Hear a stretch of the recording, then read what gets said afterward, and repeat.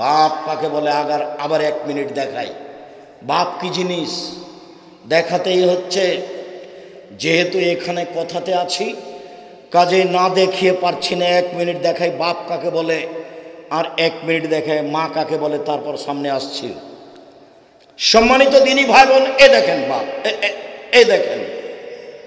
আয়েশা রাদিয়াল্লাহু তাআলা আনহা বলেন, আমরা এক যুদ্ধ থেকে আসছিলাম, এক জায়গাতে অবস্থান করলাম, তাতে আমার গলার হার হারিয়ে গেল।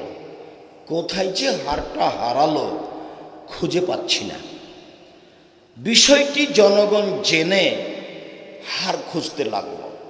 সলাতের টাইম হয়ে গেছে, নামাজের টাইম হয়ে গেছে, পানি নেই, ওযুও করতে পারি না, সলাত আদায় করতে পারি না, এখান থেকে যেতেও পারি না, বড় বেকায়দা হয়ে গেল।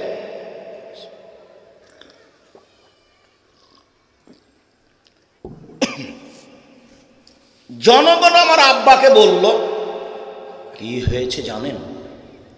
কি হয়েছে?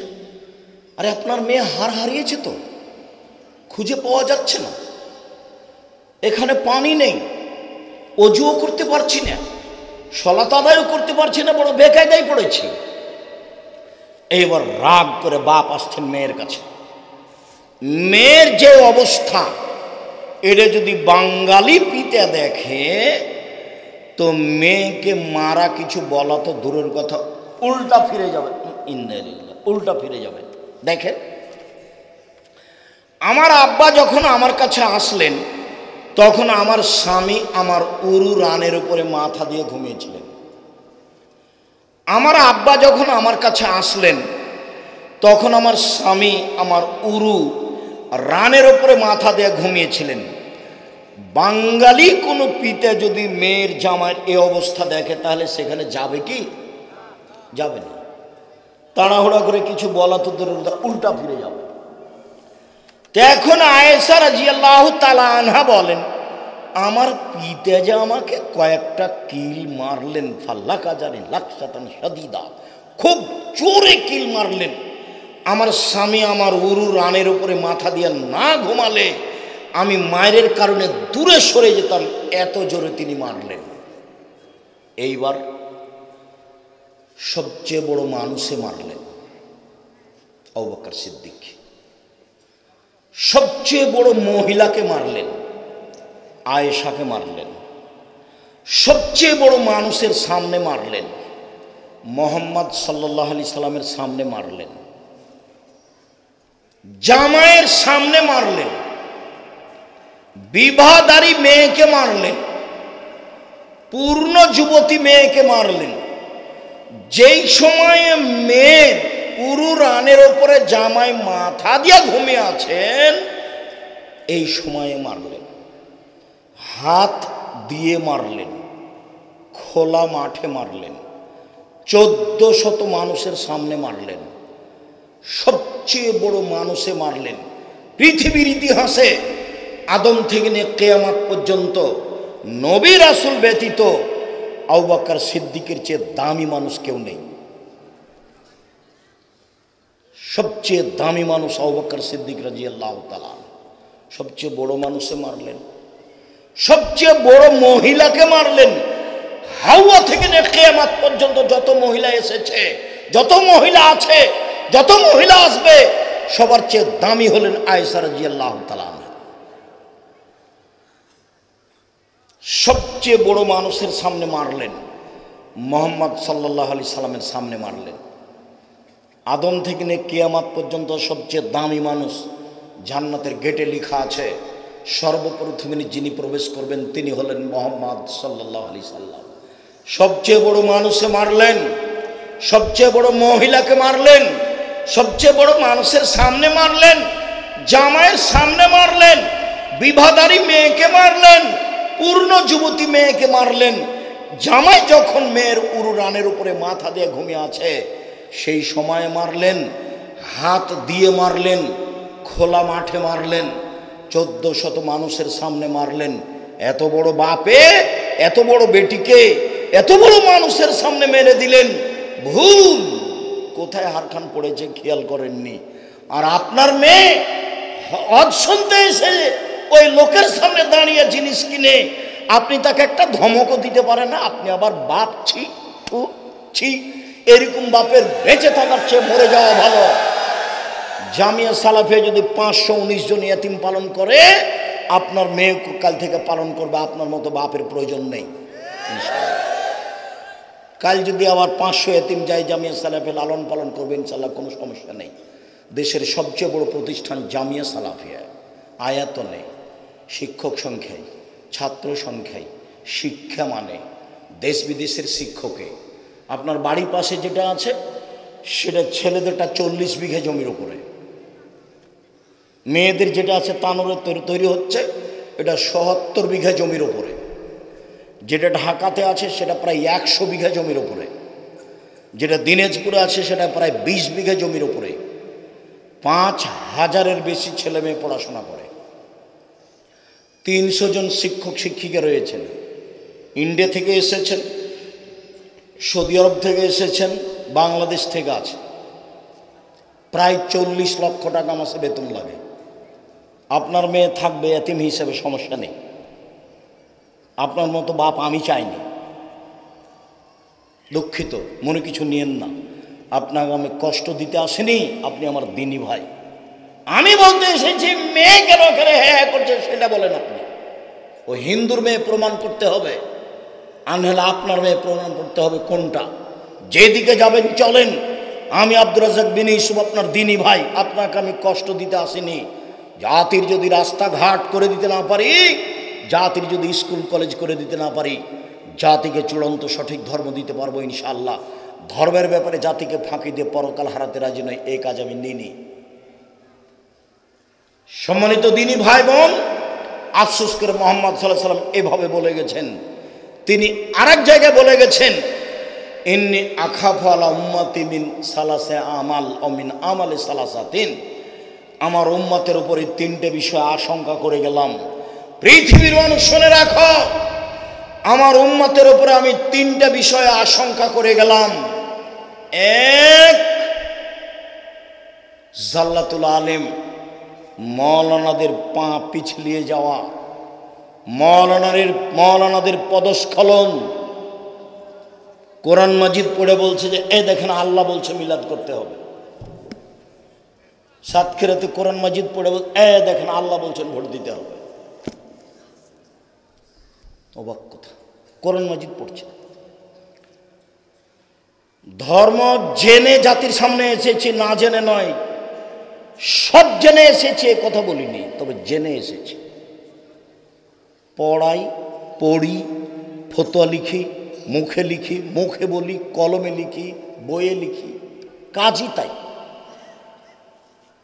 হুমসি খেলি বলেছি আপনার সামনে, এই কথা নয়। হুমসি খেলে আপনাকে আমি বলিনি।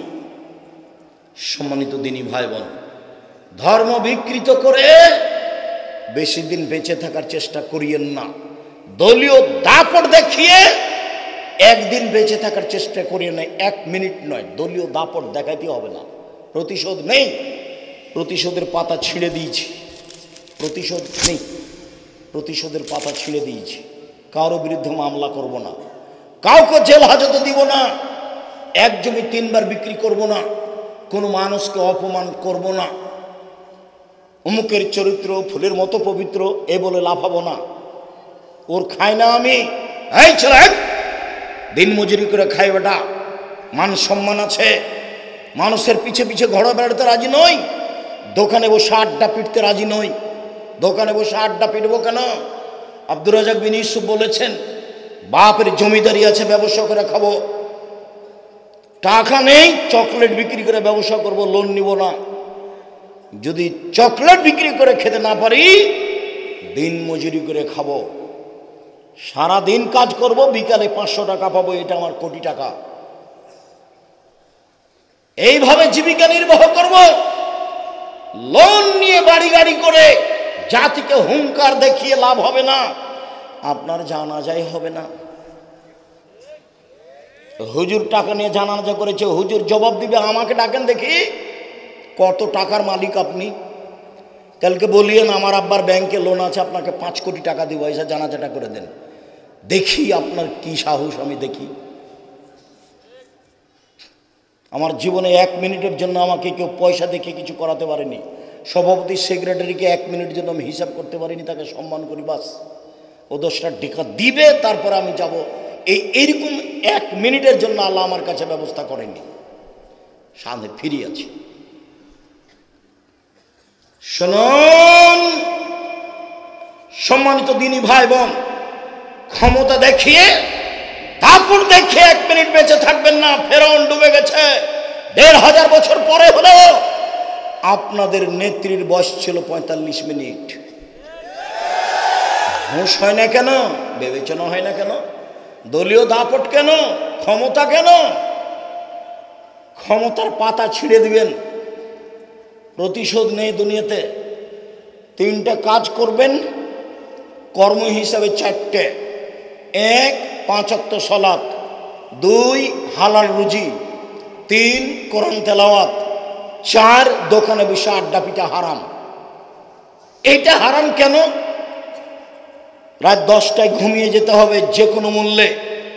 বাড়িতে প্রেসিডেন্ট আইয়ুবের কারফিউ আরও থাকবে, কারফিউ জারি আছে বাড়িতে। রাত 10টার মধ্যে ঘুমিয়ে যেতে হবে। পড়াশোনা করছে যারা তারা ব্যতীত, না ঘুমালে তোর দাঁত খুলে দেবো, আমি তোর বাপ বলছি। 10টাতে ঘুমাতেই হবে। কেন? একরাহুল কালাম আবাদ আলী সাহেব আল্লাহর নবী এশার সালাতের পরে কথা বলা ঘৃণা করতেন।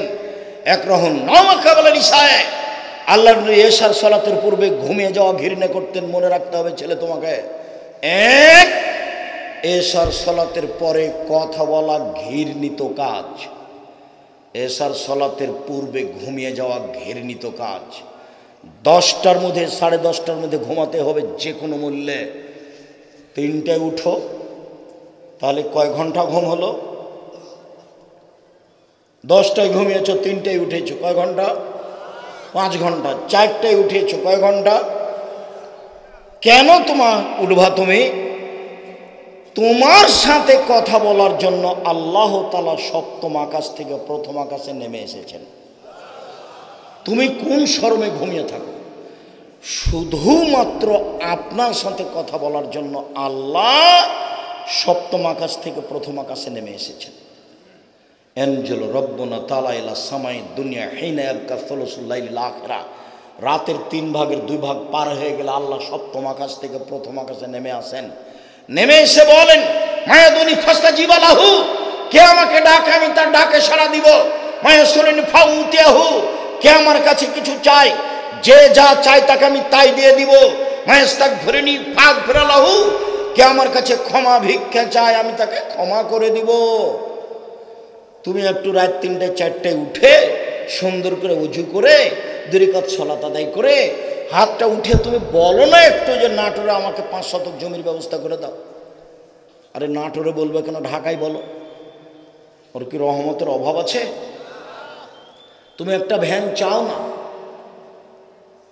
তুমি কিছু জমি চাও না, তুমি একটা ছেলে চাও না।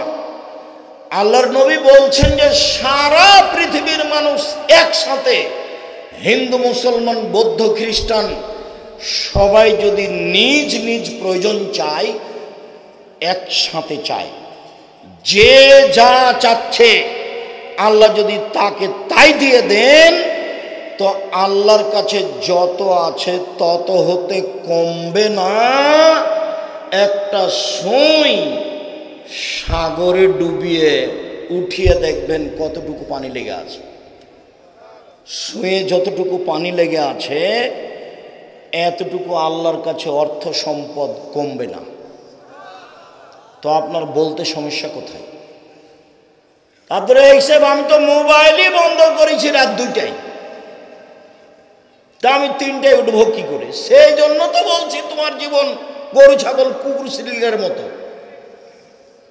তোমার মা রাত 3টে 4টায় টিভি বন্ধ করেছে, তোমার আব্বা তাহাজ্জুদ পড়তে উঠেছে, ওযু টজু করেছে, বিশাল টিভি সালাত শুরু করতে যাবে আর চালু করেছে। চালু করার সাথে সাথে একবারে গোটা টিভি ভর্তি ল্যাংটা মেয়ে চলে এসেছে। কোথায় তাহাজ্জুদ গেছে হারিয়ে। হযরতুন নবী শাহওয়াত আমি বলিনি, মুহাম্মদ সাল্লাল্লাহু আলাইহি ওয়াসাল্লাম বলছেন মনের ইচ্ছা দ্বারা জাহান্নাম ঘেরা আছে।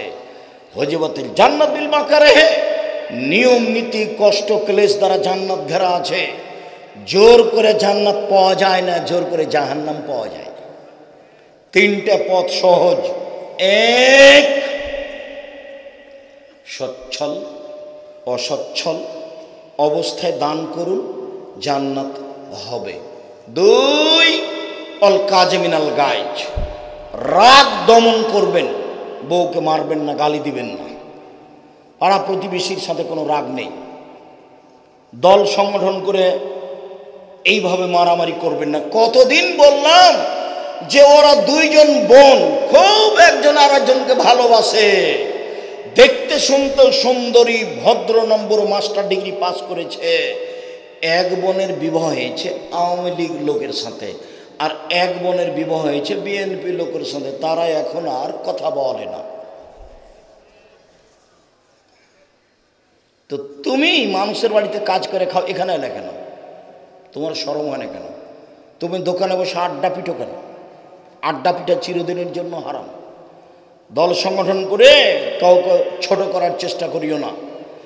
ও বিপদে পড়লে তুমি খুশি হবা। শোনো, আমার চোখের সামনে এক দলের লোক বিপদে পড়েছে, তো আর এক দলের লোক গরু জবে করলো, গরু জবে করলো আমার চোখের সামনে। দুই ভাই ঝগড়া লেগেছে বাপ মরার পরে। তো ঝগড়া লেগে এক ভাই বলছে, থাম রে থাম, আমি তো এখান থেকে চলে যাব, আমার ভাগটা এমন লোকের কাছে দিব না যে তোকে গুতাইতে পারে, এরা দুই ভাই দুই দল করে।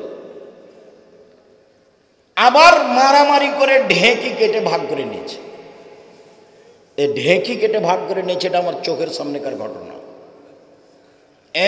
এক, ভ্রান্ত হুজুর, এটা আমার আশঙ্কা, হুজুর ধর্ম বিচার খাবে। দুই, এমামুন জায়ের স্বৈরাচারী, স্বেচ্ছাচারী, অহংকারী, বদমেজাজি, বিশ্বাসঘাতক নেতা হবে, এটা আমার আশঙ্কা। তিন, হাউন মুত্তাবা, মানুষ মন মতো চলবে, মনে যেটা বলবে সেটাই করবে। মনে বলছে দাড়ি চেঁচে দে, দাড়ি চেঁচে দিয়েছে। মনে বলছে দাড়ি এক মুষ্টি, তো তাই রেখেছে। মনে বলছে মাথার চতুর্দিক চুল চেঁচে দাও, উপরটা রাখো খ্রিস্টানের নেই, ওই খেলোয়াড়ের মতো করে, তো করছে। মনে বলছে স্কিন পায়জামা পর, মহিলা মানুষ হলে কি হবে। আবার বলছে যে মনে বলছে যে এমন পায়জামা পর আর একজন যেন ঢুকে যায়। তোমার বাপ দেখে না, এই ছেলে তোমার বাপ দেখে না, ওর বাপ নাই, ওই মেয়ের বাপ নাই। এই চলো দেখি, বাপের ক্ষমতা দেখিয়েছি তোমাকে, মায়ের ক্ষমতা দেখে আলোচনা যায়। মা কাকে বলে? এক মিনিট। জাবের বলছেন, যুদ্ধ করে আসছিলাম আমরা, আল্লাহ নবী বললেন মদিনায় ঢুকতে হবে না, এখানে বসি, তারপরে আমরা মদিনায় যাব। জাবের বললেন, আল্লাহর নবী, আমি নতুন বিবাহ করেছি, আমাকে বাড়ি যেতে অনুমতি দেন। তখন আল্লাহ রাসূল অন্য কথা বলতে লাগলেন।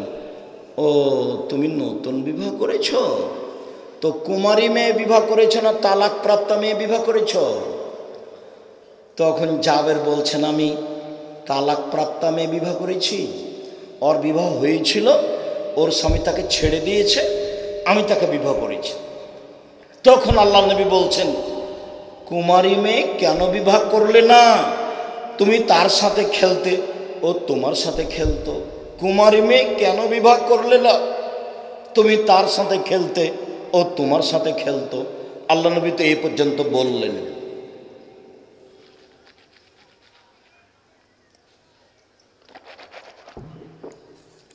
দেখি আল্লাহ নবী কি বলেন, জাবের কি বলেন। আল্লাহ নবী, আমার আব্বা ওহুদের যুদ্ধে শহীদ হয়েছেন, 9 জন মেয়ে রেখে, 9 জন আমার বোন আছে। আল্লাহ নবী শুনেন, আমার আব্বা ওহুদের যুদ্ধে শহীদ হয়েছেন 9 জন মেয়ে রেখে। আক্রাহ আন আতাজাওয়াজা মিসলাহুন্না, তাদের মতো কম বয়সের মেয়েকে বিবাহ করতে পছন্দ করিনি 4টা কারণে। আমার বোনদের মতো কম বয়সের কম বুদ্ধির মেয়েকে বিবাহ করা পছন্দ করিনি 4টা কারণে।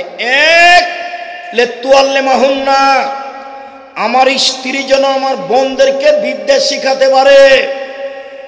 মা মেয়েকে কি শিখাবে? বিদ্যা। দুই, বলে তুয়াদ্দেবাহুন্না, আমার স্ত্রী যেন আমার বোনদেরকে শিষ্টাচার শিখাতে পারে। শিষ্টাচার কি জিনিস? শিষ্টাচার হলো ঘোড়ার ডিম। কে শিষ্টাচার জানে? শিষ্টাচার কাকে বলে? মুরব্বীকে আমি আর জিজ্ঞাসা করলে তো শরম হবে, তুমি বলিও তোমার আব্বাকে, আব্বা শিষ্টাচার কি জিনিস আব্বু? একটু আসছি। তিন, বলে তুরাজ্জানা আলাইহিন্না, আমার স্ত্রী যেন আমার বোনদের মাথার চুল চিরনি করে সাজগোজ করে পরিপাটি করে রাখতে পারে। চার, বলে তাকুমা আলাইহিন্না, আমার স্ত্রী যেন আমার বোনদেরকে পাহারা দিতে পারে। এবার শোনো, তোমার মায়ের কাছে আসলাম। এই ছেলে শোনো, তোমার বোনকে বিদ্যা শিখাবে কে? মা। তোমার বোনকে শিষ্টাচার শিখাবে কে? মা। তোমার বোনকে পরিপাটি করে সাজগোজ করে চিরুনি করে সুন্দর করে রাখবে কে? মা। তোমার বোনকে পাহারা দিবে কে? মা। হাদিস বুখারী মুসলিম। বিদ্যা তো যা হয়েছে হয়েছে, যেটা করেছো করেইছো। তো শিষ্টাচার, তুমি বলো তোমার বোনের নখটা বড় আছে, এখন দেখবে না, বাড়িতে দেখেছো তোমার বোনের নখটা বড় আছে, নখে কি দেওয়া আছে? Nail polish. তোমার চোখে পড়েছে কিনা আজকে? তাহলে বাড়িতে গিয়ে দেখিও। এখন বলো যেটা আমার মা, বলো দেখি। ওটা তোমার খালা। ঠিক বলেছে। তোমার মাকে বলিও, তোমার মা যেন তোমার মাকে, তোমার বোন যেন তোমার মাকে সৎমা বলে ডাকে।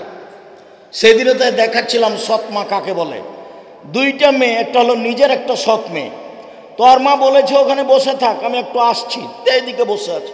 তোর নিজের মেয়েটা এসেছে, তখন বলছে আসো আম্মা, আসো আম্মা, আসো আম্মা, কোলে নিয়েছে। কিছুক্ষণ পরে সৎ মেয়েটা আসছে, তখন তোমার মা বলছে এলা আলী কেনা, এখানে আলী কেনা, ওখানে তোকে বসে থাকতে বললাম, তুই আলী কেনা। হলো সৎমা, এটা হলো সৎমা। তো এবার তুমি বলো দেখি, তোমার বোনের ভরু তুলে চিকন করা আছে, এটা তোমার মা না তোমার সৎমা? ও খালেদা, একটু বলো না, তুমি গল্প করছো কেন? গল্প করছো কেন? শরম হয় না কেন? হায়া হয় না কেন? লজ্জা হয় না কেন? ইতস্তবোধ হয় না কেন? তোমার মাকে খালা বলে ডাকো, তোমার মাকে সৎমা বলে ডাকো। তোমার মা তোমাকে কবর দিয়েছে, কথাই ঠিক। আমি মুসলিম, চিররণবীর মরণকে করি না ভয়। আমার নিজস্ব স্বভাব আছে, আমি মুসলিম। আমি হিন্দু স্বভাবে গড়ে উঠতে রাজি নই, আমি ইহুদি স্বভাবে গড়ে উঠতে রাজি নই, আমি খ্রিস্টান স্বভাবে গড়ে উঠতে রাজি নই।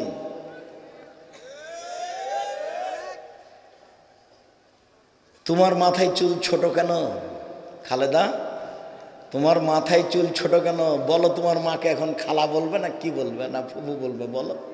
মা তো বলতে পারবো না। মা মানে এক, মা মানে এক বিদ্যে, দুই শিষ্টাচার, তিন সাজগোজ, চার পাহারা।